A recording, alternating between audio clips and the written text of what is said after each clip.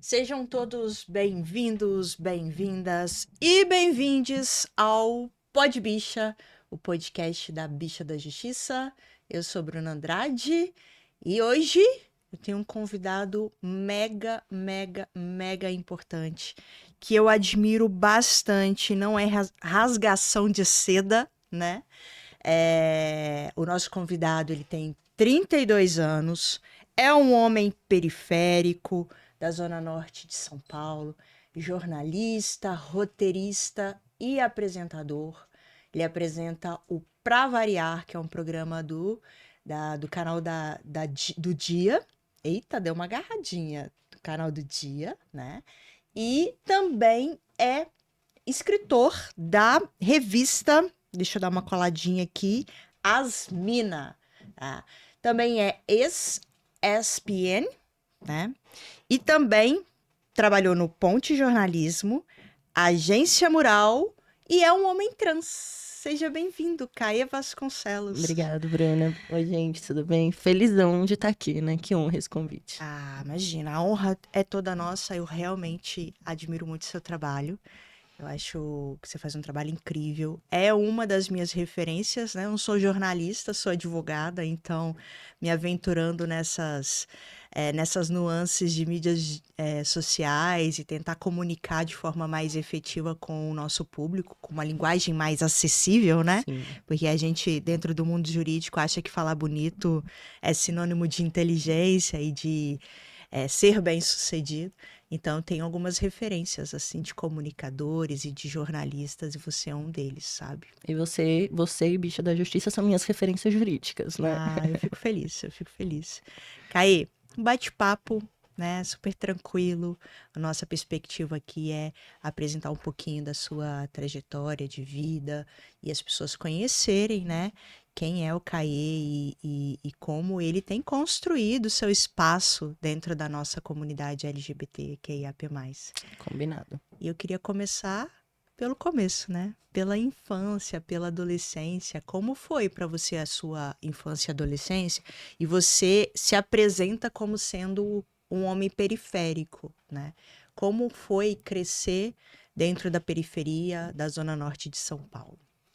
Acho que tem muitas coisas positivas e boas de ser uma pessoa da quebrada, né? Eu sempre digo assim, tem muitos amigos que vêm de outros estados, vêm pra São Paulo e falam, nossa, realmente aquela música do Criolo faz sentido, né? Não tem amor em SP. Aí eu falo, pera lá, não tem amor no centro de São Paulo, nas quebradas e nas periferias tem.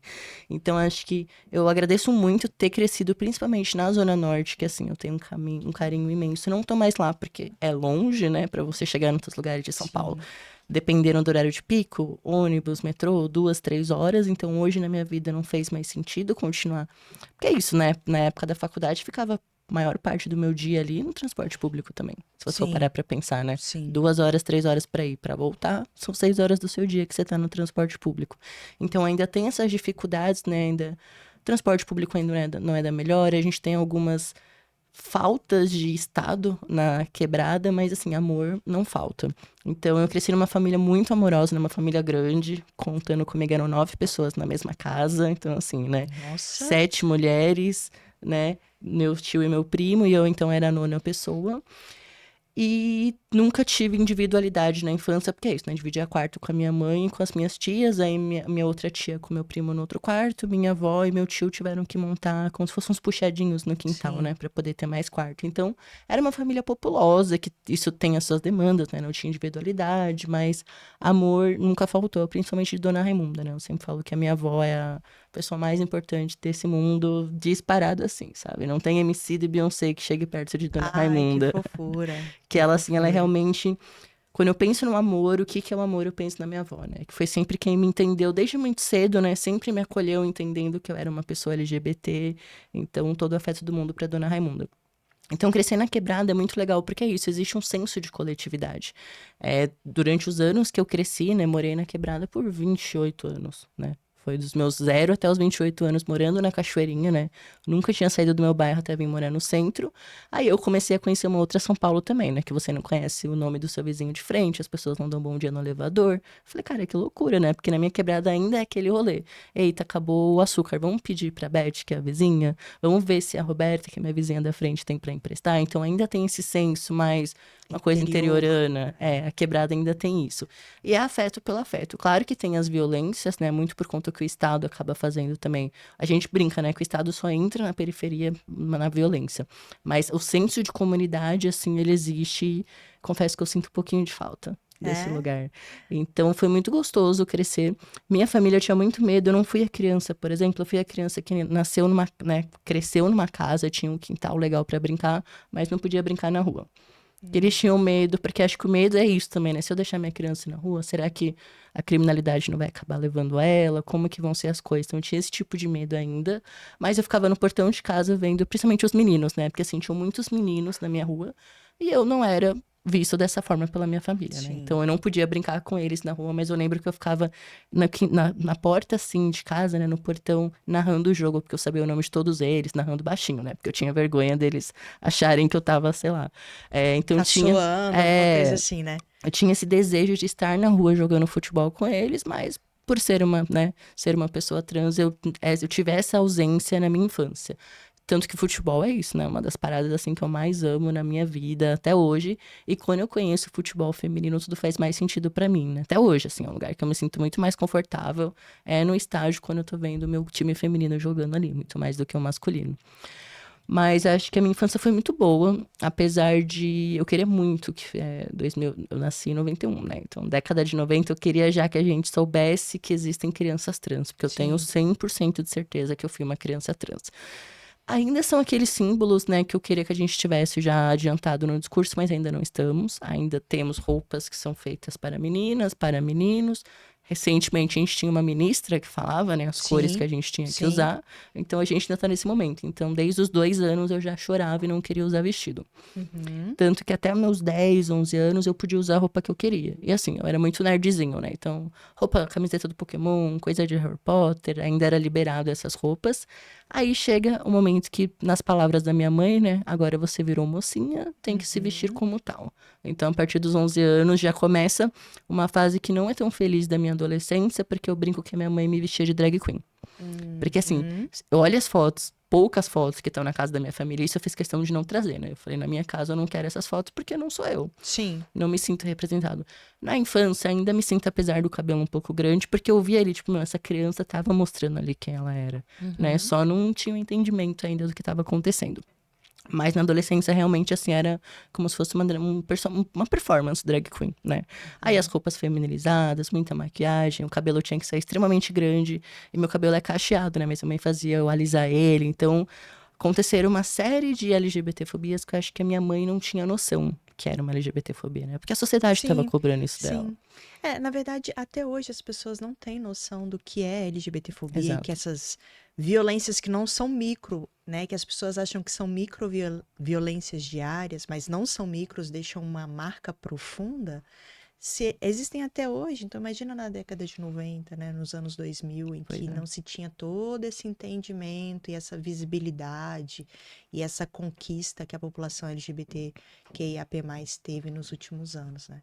Então, E com certeza. aí foi esse período difícil, né, ali na adolescência, e com 17 anos eu percebo que eu gosto de meninas. Aí pronto, né, falei, agora, o que que vai ser? Eu lembro que quando, e assim, foi quase no finalzinho do terceiro ano, foi lá quase no segundo semestre, Você já se tava pra mim apaixonou? formar. Foi Me isso? apaixonei por uma menina que, ela entrou no meio do ano na escola, e eu fiquei, cara, e o que que tá acontecendo, né, que loucura, porque se minha família me criou para ser uma mulher cisgênera, heterossexual, seguir todos os padrões ali da norma que estava estabelecida, né? Então, foi assim, nem lembro, assim, como que foi desesperador, né, esse momento. E eu demorei bastante tempo para poder conseguir dar meu primeiro beijo, porque toda vez que eu tentava, eu ficava, cara, não tá certo. Minha mãe Mas não me foi com criou pra ela? isso. Foi com essa menina. A gente chegou a ter nem sei se dá pra chamar de namoro, né? Que coisinha de escola, 2, 3 meses. E foi bem difícil, minha família não aceitou muito bem. Tanto que eu digo que eu não saí do armário, eu fui expulso do armário. Uhum. A Não foi, mas não foi escondido. Eles tinham conhecimento, Não, sabiam então, do namoro. acabou sendo escondido um tempo. E eu tava nesse momento, né? Como que eu conto isso pra minha família? Eu vou esperar a hora certa pra contar. E nunca sentia que era a hora certa.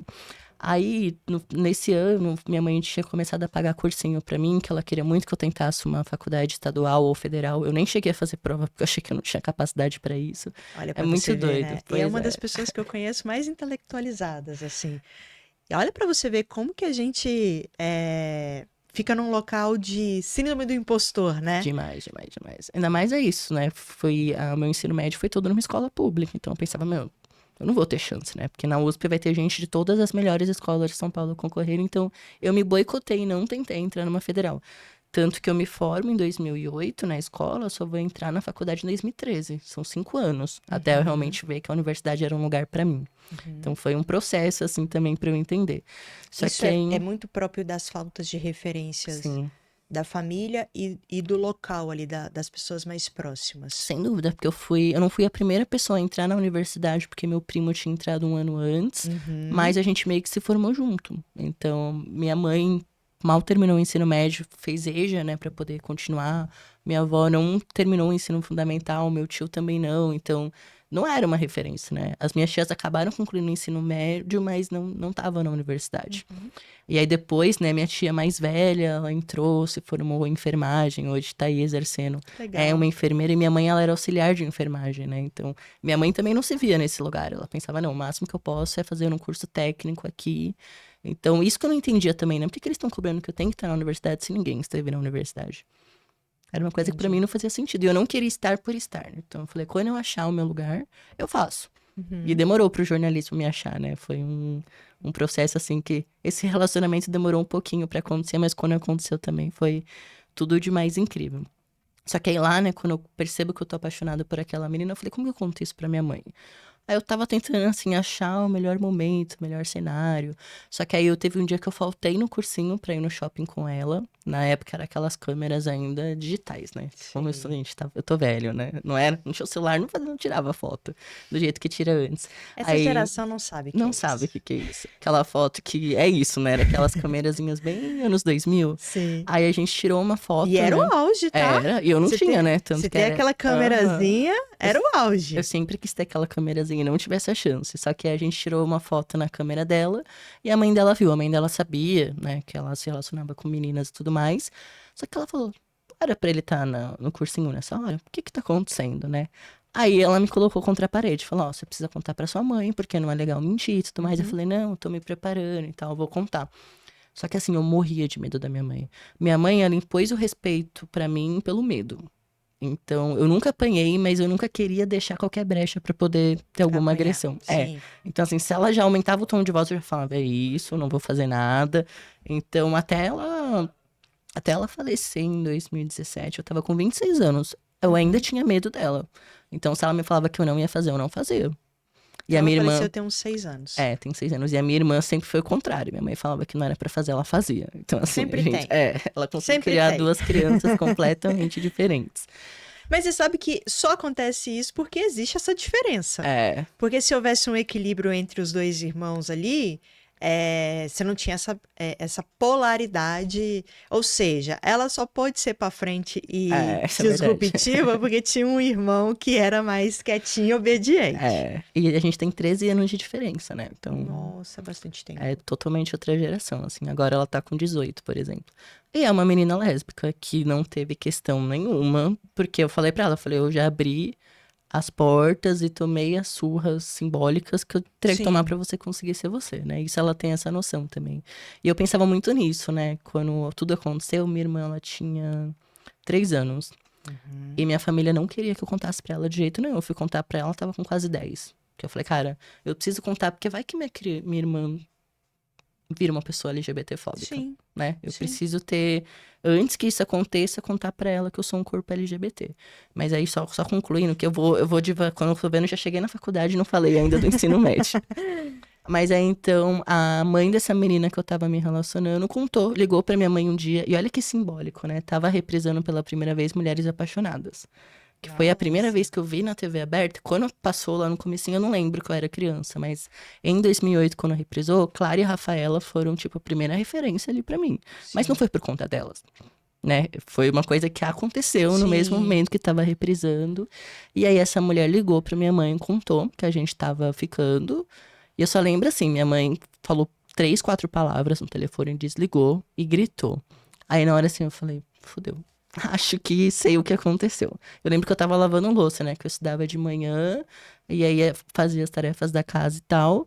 Aí ela me chamou, falou as piores coisas do mundo. Preferia que eu tivesse morrido, que eu tivesse engravidado, que eu era uma Sim. vergonha pra família, que não sei o quê. Que era por conta dessas coisas que a televisão tá passando. Aí, obviamente, quer sobrar pra novela. Sim. Foi uma questão. Aí ela ficou um ano sem falar comigo direito. E é isso, me proibiram de me relacionar com essa menina. A gente chegou a ficar mais um mês, só que eu pensei, meu, tá muito insustentável, né? Porque assim, Uhum. manter um relacionamento e escondido não dá. E aí já tava realmente terminando o ano letivo. Ah, eu cheguei, minha mãe chegou a me levar um mês pra ficar na praia, pra ficar longe. Ela achou que, sei lá, o mar ia ter uma cura gay, não sei o que que ela achou que ia É água acontecer. salgada. E na Água época, assim, salgada cura tudo. Cura machucado. não tinha, assim, a internet não era 3G, mas a gente conseguiu se comunicar por MSN, por torpedo na época, não era nem gente que... Nossa, tô me sentindo Gente, muito... isso Cada existe, memória tá? que eu tô recuperando, eu Isso tô me sentindo muito existe. velho. Então, olha só, pessoal. Existiu um negócio chamado MSN e torpedo. Não era SMS Pesquisa como lá é no hoje. Google. Só que aí quando eu voltei pra São Paulo, eu quase repeti o terceiro ano por conta dessas faltas, né? Então, na cabeça da minha mãe Uhum. fazia mais sentido eu talvez perder o ano do que ser uma pessoa LGBT. Só que aí quando eu volto pra São Paulo, aí terminei o ano, consegui me formar. No comecinho do ano seguinte eu comecei a trabalhar, que minha mãe, uma coisa assim que eu acho que foi muito importante que ela fez, porque todos os meus tios tiveram que trabalhar muito cedo, né? Então o estudo eles não se dedicaram tanto. Então ela falou, Sim, você só vai trabalhar quando você acabar o terceiro ano. E eu pedia desesperadamente porque eu queria ter meu dinheiro pra comprar minhas roupas, sim. né? Porque para não me montar, mas como ela me montava. Só que ela falou: "Não, quando você terminar o ensino médio, você começa a trabalhar. Antes disso não". E aí assim que acaba, né, em 2009, já comecei meu primeiro emprego ali, foi como vendedor de uma loja de shopping. E eu ainda tava meio que ficando com essa menina, mas eu falei, cara, não dá, sabe? E tá muito violenta a forma que a minha família tá enxergando esse relacionamento, eu não quero que acabe sobrando pra ela também. Aí a gente não ficou mais juntos, só que aí eu consegui achar uma rede de apoio de amigas que todas eram, né, pessoas LGBTs, meninas lésbicas e bissexuais, que até hoje duas delas são minhas melhores amigas, né? A gente tem aí, sei lá quantos anos de amizade Isso no fez isso. colégio? No Essas... finalzinho, Não, 2009. mas esse grupo de apoio eram Não, é pessoas. depois que eu termino o Ah, colégio. ok. Na escola tinha. A gente foi o primeiro casal LGBT na escola. Também a diretora chegou a chamar minha mãe. Bem Foi, mulheres apaixonadas, bem né? mulheres apaixonadas. E foi uma coisa assim bem caótica mesmo. E tinha uma ou outra pessoa LGBT, mas não tinha uma rede, porque a gente tá falando 2008, né? Sim. Era assim, pouquíssimo, uma rede 2008 numa escola pública da Zona Norte de São Paulo. Então, eram muitas poucas pessoas LGBTs mesmo. Só que aí quando eu termino a escola, eu começo a música é muito importante pra mim, que foi a música que me uniu nesse grupo de amigas que até hoje, né, duas delas são minha rede assim principal de apoio. Porque eu comecei a ouvir bandas de meninas underground assim. Então, bandas que a maioria das pessoas do Brasil não conhece, mas Agnella, Lipstick, Fake Number, o grupinho assim mais mainstream, né, que era a mesma galera que abria show pra Fresno, NX Zero, Glória. Sim, Eu sempre fui sim. bastante emo, né? Então, o Mas emo é da assim, geração, né? geracional também. E aí, né, eu ia pra esses shows, comecei a virar amigo dessas meninas, aí foi a minha rede de apoio, que eu falei, cara, existem outras pessoas como eu, então tá tudo bem, né? Tipo, eu não tô errado, como a minha família tava me falando, como a sociedade tava falando, e acho que esse momento, assim, e conhecer esse grupo assim que eu terminei a escola foi muito importante pra eu ter força mesmo, pra falar, meu, tá tudo bem, né? Uhum. Aí minha mãe começou a mudar um pouco o discurso, e eu acho que é muito válido. Eu não enxergo isso como uma LGBTfobia, mas algumas pessoas enxergam, né? Que é só toma cuidado, não fica de mão dadas na rua. Porque assim, a Sim. gente tava falando de uma época que as pessoas realmente apanhavam na rua por andar de mão dadas. Hoje já não é tão comum a gente ter esses discursos, né? Mas 2008, 2007, teve aquela questão até aqui perto, né? Na Frecaneca, Sim. dos meninos que foram Agredidos agredidos. com a lâmpada. Então, assim, pensando, na cabeça da minha mãe fazia sentido ela estar me falando isso, né? Era uma forma de me proteger. E eu realmente tentava o máximo, assim, não mostrar afeto em público, mas estava começando a vivenciar ali minha sexualidade, entendendo que tava tudo bem me relacionar com meninas. E minha mãe, ela me fez duas coisas que ela me falou. Lá naquela primeira briga, né, que foi... Não sei se foi uma briga, né, porque só ela gritou. Mas a primeira vez que ela falou comigo sobre Foi isso, um ela falou... desabafo. Ela falou, eu não quero três coisas. Que você se vista como um homem, seja um homem, e você fique com esse negócio de ficar com homem e mulher. Certo. Então, e hoje eu sou um homem trans, bissexual, né? Só que assim, para eu conseguir tirar isso da minha cabeça e conseguir vivenciar a bissexualidade, vivenciar que eu sou um homem trans, demorou muito, porque ficou aquilo, né, meu? Tô me tornando tudo que minha mãe pediu pra eu não ser. E Sim. sim, porque é dessa forma que eu me vejo, né? Dessa forma que eu me sinto mais confortável. Mas foi assim, um abismo processo. até eu conseguir me ver dessa forma. E como foi? Porque você conviveu de forma mais direta com duas figuras femininas, sua avó e sua mãe. E quem era a pessoa ali que de fato criou, ou as duas contribuíram, ou foi só a sua mãe? Porque quando você mora com um núcleo familiar, como você morou, com a avó, geralmente por uma questão de trabalho, de sair, né, da mãe sair de casa para trabalhar e etc., você tem aquela figura mais próxima ali que é a avó. É isso que gerou essa proximidade entre vocês? Ou não, era por uma questão realmente de identificação, de mais facilidade, da forma como foi educado? Foi um pouco de tudo, porque assim, até dos meus 0 aos 13 anos, eu moro então com essa casa de várias pessoas. Quando minha mãe engravida da minha irmã, a gente muda pra uma casa que é 3 ruas pra baixo, que aí foi que aconteceu esses processos mais violentos, né? Dela gritar comigo e falar essas coisas. Minha avó não tava nessa casa, era eu, minha mãe e minha irmã. Só que é isso, como a minha irmã era pequena, eu tinha 13 anos, né? E minha mãe trabalhava à noite. Depois que ela passou, né, a parte ali da gestação, os meses que ela tinha direito, ela voltou a trabalhar, ela trabalhava à noite. Então eu e minha irmã, a gente sempre dormia na casa da minha avó. Até determinada idade que eu comecei a cuidar da minha irmã sozinho, que eu acho que foi mais para os 17, 18 anos. Mas é isso, minha mãe sempre trabalhou, então minha avó que acabava ficando mais em casa. E minha avó, assim, o bom é que ela é uma avó que ela não tem aquele discurso, né? Eu gosto dos meus netos iguais. Não, ela sempre deixou destacado que o Caê era o neto favorito. Porque acho que a gente tinha essa relação muito, né? Até hoje, assim, eu sou o neto que mais fala que ama, mais abraça. Eu sei que minha avó... É o mais velho? Sou mais velho. Eu sou o neto mais velho. Meu primo é 3 anos mais novo e minha irmã vem 13 anos depois, né? Então, meu primo tava com 10 quando minha irmã nasceu. Primeiro neto, tem isso, né? Então, minha avó e tudo que eu sou próximo da família por parte de mãe, eu não sou por parte de pai, porque meu pai morreu muito cedo, né? Eu tinha quase 2 anos quando ele morreu. Então, eu não consegui construir essa rede de afeto mesmo com eles, né? Tem um carinho, óbvio, mas toda vez que eu falo minha avó, é minha avó materna, né? Sim. Porque as minhas duas avós são Raimunda, ainda tem isso, né? Tenho 2 Raimundas na minha vida. É mesmo? Olha que Mas coincidência. Só que aí a dona Raimunda, por parte de mãe, que foi esse exemplo, né? E nesse imbróglio, né? Nesse meio, a minha família não entendendo direito o que estava acontecendo, quando eles descobrem... e minha mãe, quando ela descobriu, ela ligou pra família inteira e contou pra eles. Então, eu realmente não tive a chance de sair do armário pra ninguém, a não ser pra minha avó e pra minha irmã. Porque rolou aquele medo, né? Ai, sua avó já é idosa, ela não vai Sim. aguentar, vai ser uma decepção pra ela. E aí eu fiquei eu não sei quanto tempo, assim, mas deve ter sido coisas de semanas. Eu acho que eu não consegui esperar virar um mês. Eu tava muito triste, minha avó reparou, né? Porque toda vez que eu ia lá ver ela, eu tava triste. Ela, o que que tá Sim. acontecendo? Aí eu contei pra ela. Eu falei, porque eu tô gostando de uma menina, mas todo mundo pediu pra não te contar. Aí ela só olhou pra mim e falou, eu sempre soube. E sabem, né? Sabe. E assim, já desde os meus Podiam 11... facilitar, não podiam? É muito Eu mais sempre fácil. penso assim, podiam facilitar, vamos conversar? Então, olha só, eu tô vendo que talvez você Exato. goste de uma menina, Não, né? eu lembro que assim, lá pros meus 12 anos, foi a primeira vez que eu ouvi a palavra sapatão na minha vida, mas foi dita com tanta raiva pela minha mãe que eu falei, com certeza eu não sou isso, eu não quero ser isso nunca na minha vida. Sim.